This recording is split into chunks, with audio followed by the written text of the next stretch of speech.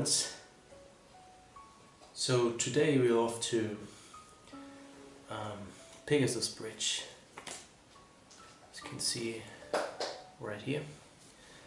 I don't know if some of you know this story. Probably a lot of people do when Normandy comes into play, or if you're interested in Normandy and the invasion campaign. And Pegasus Bridge wasn't a thing I was pretty keen to, I didn't know a lot of it. So I read this book, Pegasus Bridge, written by Stephen E. Ambrose.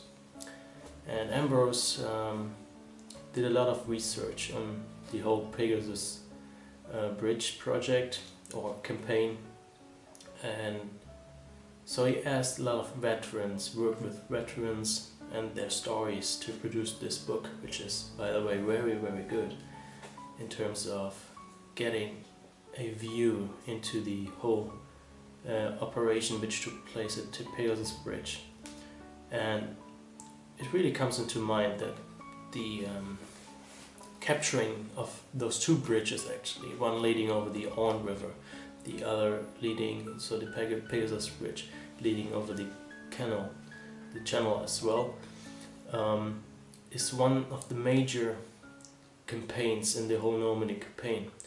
And it really becomes clear that if this campaign wouldn't have been successful, the whole invasion would have been at risk. So it's quite an honor for the 6th Airborne Division, British Airborne Division, to have captured those two bridges alive. So they were very important to get stuff over the channels, because those are the only two bridges which were capable enough to provide enough tanks coming inland. And on the other hand, they were important for the Germans too, because they were also the two bridges which would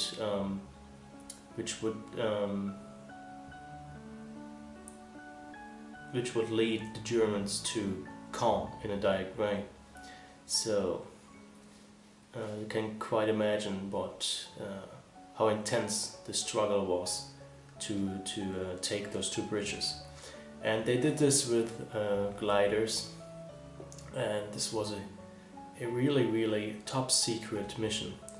And John Howard was the officer in command leading this operation. And the road which leads to Pegasus Bridge today is named after him. So you can also figure out that the campaign was quite intense in terms of being there at the right moment in time and using your ability to take a bridge in fast manner, and being sure that the Germans didn't blow it up before you reach the bridge. So this is actually quite cool. So this book also has some good period footage of the area in and around Pegasus Bridge, and you really get an impression of how it looked there. See here, John Howard, this one. This is John Howard, the officer in command. And on the other side you see Brother Rich. Brother Rich was one of the guys, the 6th Airborne Division, and Brother Rich was actually the first Allied soldier who got killed in action in Normandy. Of course there are always people who think that, yeah, right, how do you know, but it is the first killed in action soldier which was recorded on the Normandy campaign. So Brother Rich is also buried right next to Pegasus Bridge and the cemetery, so we'll have a look at that too. and yeah, I tell you, or I show you this footage once we are there. One interesting thing is also the cafe of the Gondry family. You can see them right here. So the Gondrys were resistance, and they provided the British government with top secret information of how Pegasus Bridge looked like, how many guards were at Pegasus Bridge, where were the anti-aircraft guns, where were the bunkers, and so on. So the airborne division was actually able to produce a one-to-one scale model of the whole bridge and the surroundings, so they knew exactly where they would go, what they had to do, on which time they had to be at what places, you know. So that's really, really interesting. So once you have read the book, I'm pretty sure you know exactly why certain things had happened, to what extent, you know. So I'm really looking forward now to go to that place, especially after having a look at this book. And I really can recommend this book. It is a great book. It has I don't know how many pages, but I look it up. About 220 pages, and I freaking read the book in one day. So it is written very well, and you really get good impression of how it was there on D-Day. So take care, guys, and we see us there.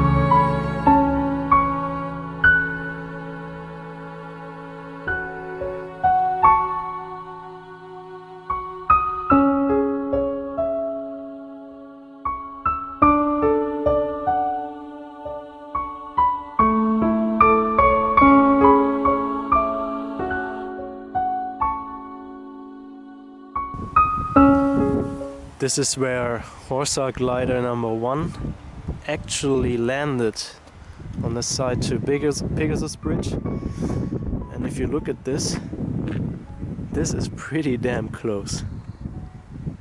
So in Horsa glider number 1 there was Major John Howard. You can see him here.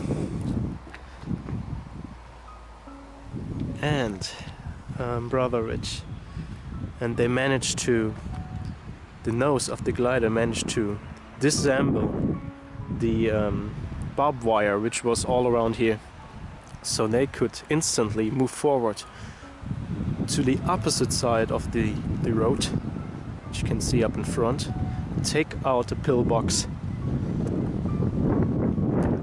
with a hand grenade. Then hell broke loose, as you can imagine. And all of the other gliders, another one came down over there, just another one a tad further.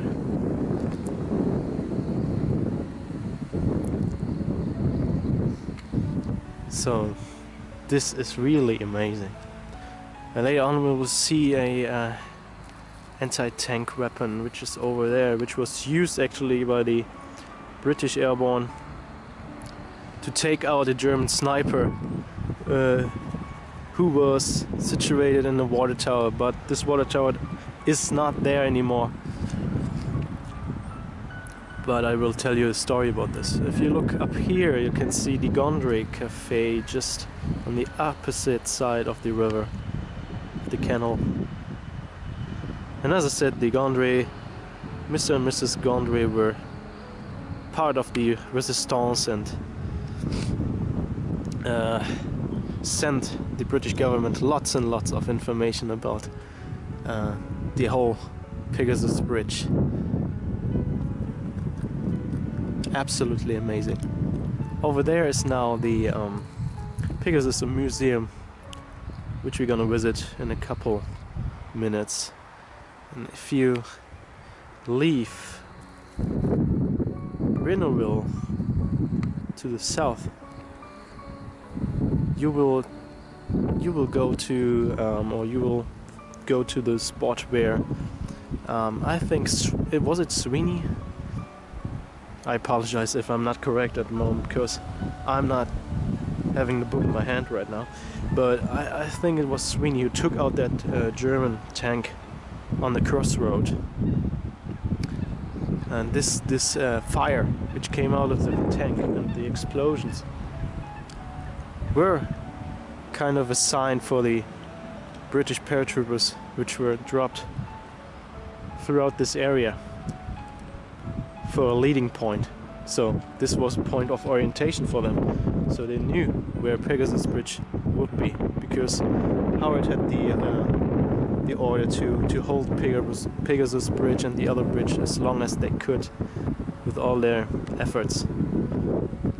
So they had to hold it till the point reinforcements came.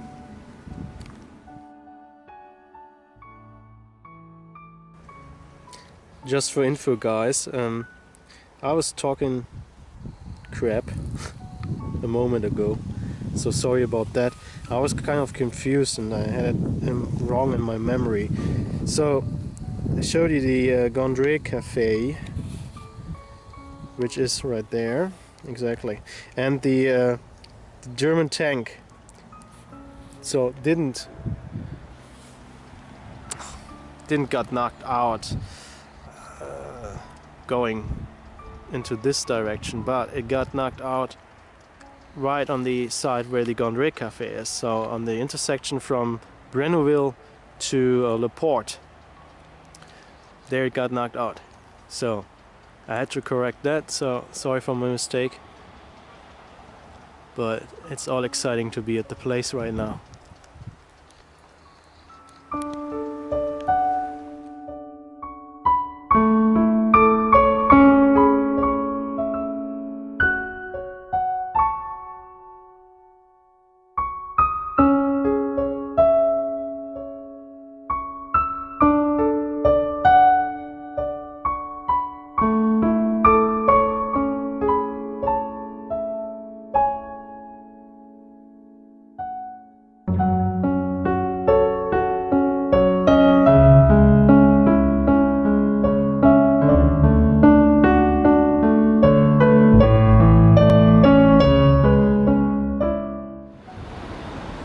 So guys, this is the anti-tank gun, which was used by the Brits. It's a German anti-tank gun, and it was used by the Brits to take out a petrol boat, or to try and take out a petrol boat, as I think, and more important, to take out a German sniper, because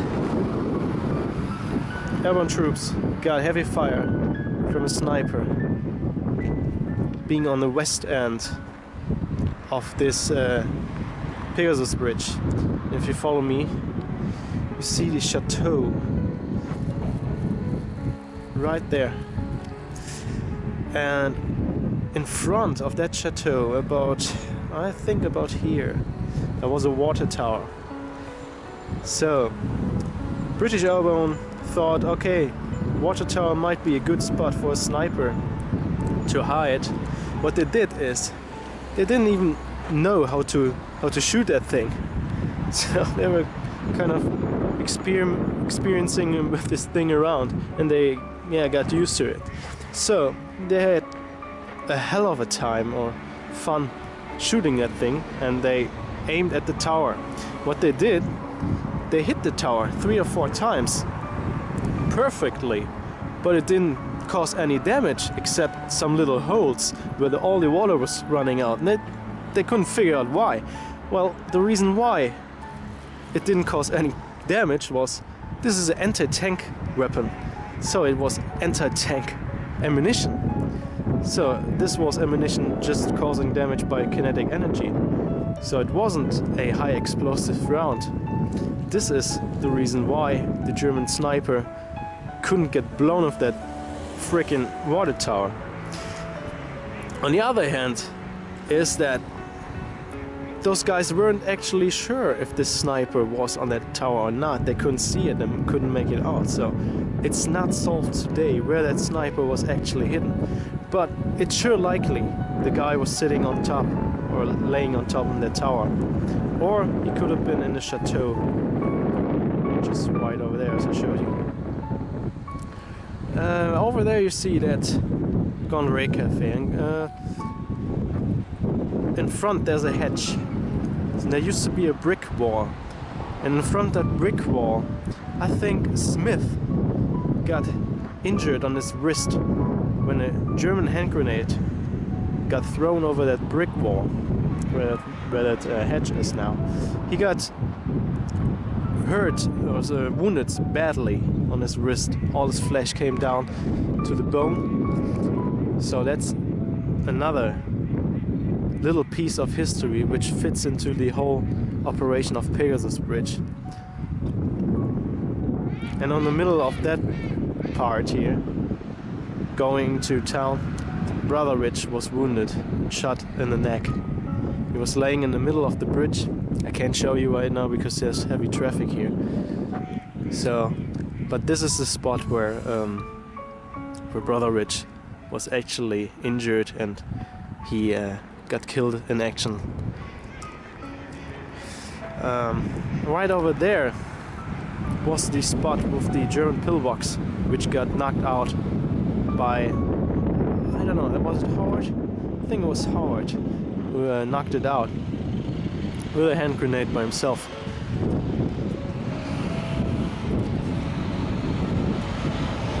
I think that upper part, or maybe the middle part of the bridge, got actually exchanged after the war.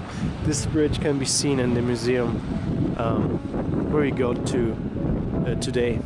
Maybe we have a coffee or two in the Café Gondry as well.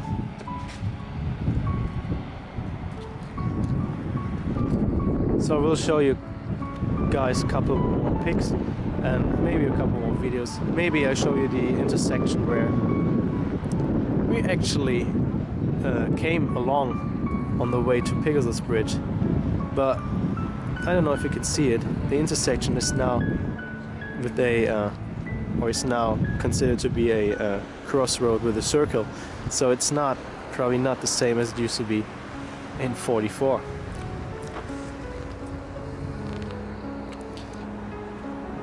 This is the kennel.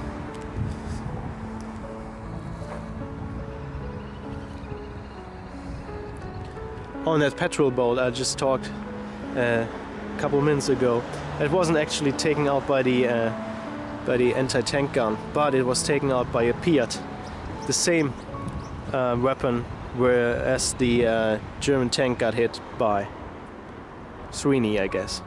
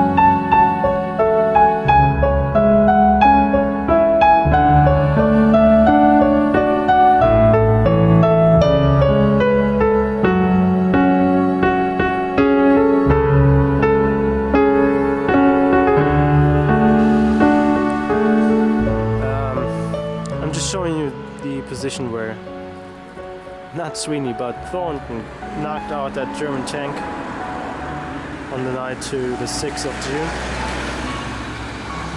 It's kind of loud because there's so much traffic here. But this was it. This is the Café Laundry. We just had a wonderful cup of coffee there and hot chocolate. It's tasty. Nice lady leading the coffee, leading the, not the coffee, but the cafe, and we sure enjoyed it. So this is the Pegasus Bridge from the other side.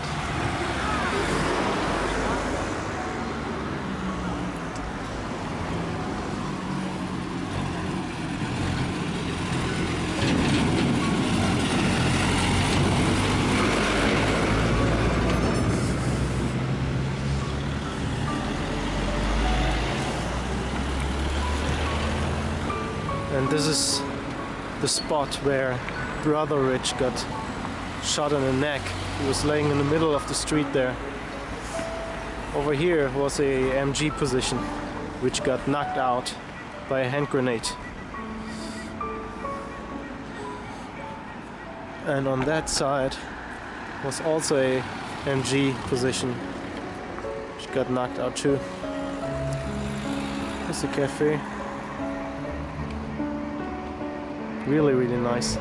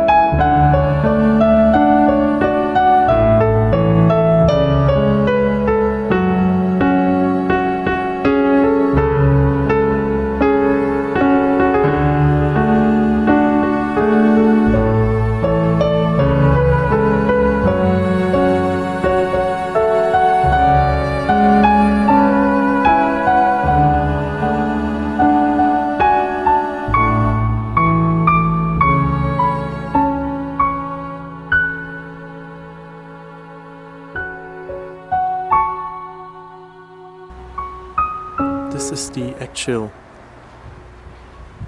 Pegasus Bridge in the museum. Here you can see the battle damage. Pock marks, shrapnel hits, bullet hits.